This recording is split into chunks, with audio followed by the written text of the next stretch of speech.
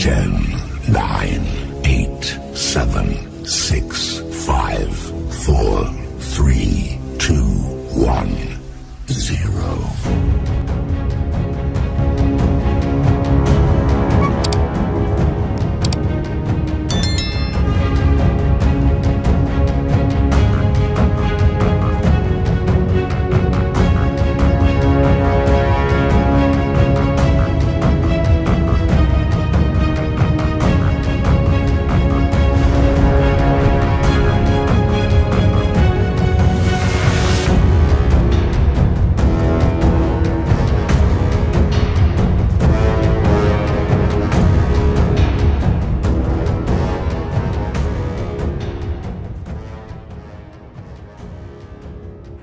Nasib DN Aidit dan Ahmad Yani sama-sama korban revolusi yang masih abu-abu.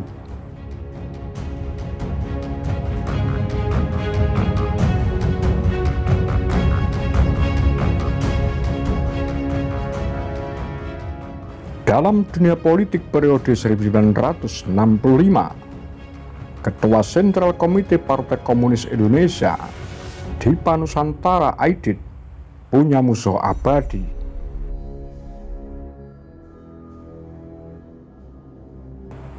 Panglima Angkatan Darat Letnan Jenderal Ahmad Yani menjadi musuh bebuyutan yang selalu menjegal langkah politik PKI. Sebaliknya, PKI pun selalu menyerang Angkatan Darat.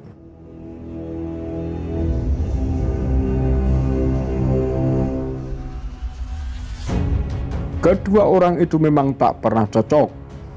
Ditambah lagi perseteruan Angkatan Darat dan PKI yang naik meruncing. Yani dan Aidit ibarat anjing dan kucing.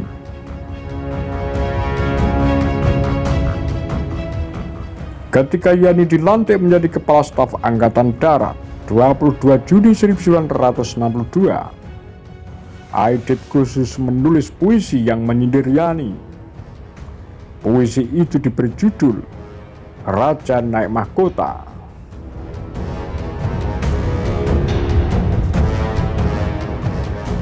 Udara hari ini cerah benar. Pemuda nyanyi Nasakom bersatu. Gelak tawa gadis remaja mendengarkan si Lalim naik tahta. Tapi konon mahkotanya kecil. Ayo maju terus kawan. Halo dia ke jaring dan jerat, hadapkan dia ke mahkamah rakyat. Aidit yang tidak menyukai gaya hidup Yani yang borjuis, mulai dari minibar, koleksi jam tangan mewah, hingga hobi golf Yani. Yani yang lulusan pendidikan militer Amerika juga dinilai sebagai agen neokolonial dan imperialisme nekolim. Serangan Aidit berlanjut. Tahun 1963, saat operasi Trikora di Irian Barat selesai, PKI menuding Angkatan Darat memboroskan anggaran dan menyebabkan negara bangkrut. Saat itu kondisi perekonomian Indonesia memang morat-marit.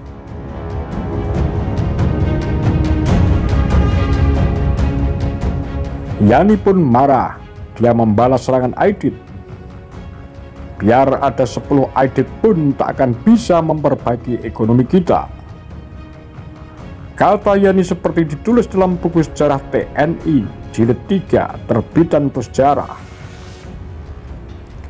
Keduanya pun kembali terlibat seteru saat Aidit mengusulkan pembentukan Angkatan Kelima, di mana buruh dan tani dipersenjatai. Aidit beralasan buruh dan tani akan dikerahkan untuk Trikora menghadapi Malaysia dan serangan nekolim. Yani menolaknya. Tentu saja Angkatan Darat tak mau PKI punya kekuatan bersenjata yang sewaktu-waktu bisa digerakkan.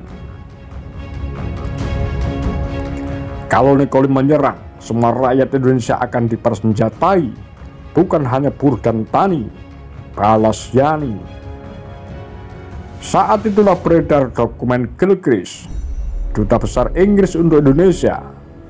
Isinya menyebutkan ada kerjasama antara militer Amerika Serikat dengan sejumlah jenderal Angkatan Darat yang tidak loyal dengan Soekarno. Ada isu Dewan Jenderal yang siap mengkudeta Soekarno dan mendirikan pemerintahan baru. Nama Yani masuk di dalamnya. Jelas saja, Yani menolak isi dokumen tersebut.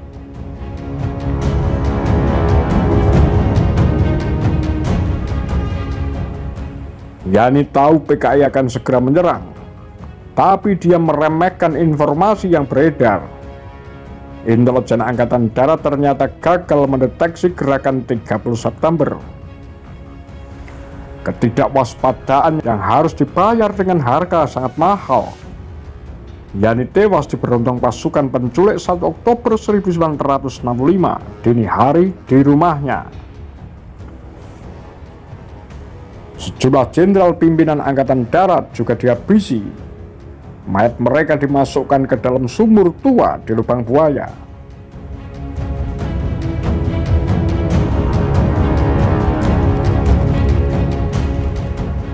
Tapi kemenangan juga bukan milik Aidit. Setelah G30S gagal, Aidit lari ke Jawa Tengah. Beberapa hari kemudian Aidit tertangkap. Beberapa versi menyebutkan pasukan Kostrad mengeksekusi Aidit dengan berondongan peluru AK-47 di sekitar Boyolali. Sama jenazahnya Aidit dimasukkan dalam sumur tua. Demikian akhir permusuhan Yani dan Aidit. Hampir serupa, walau tak sama. Keduanya bukan pemenang, hanya korban revolusi yang masih abu-abu.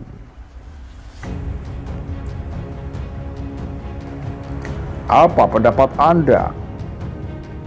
Demikian Kura-Kura Tagar Lambe Sundel.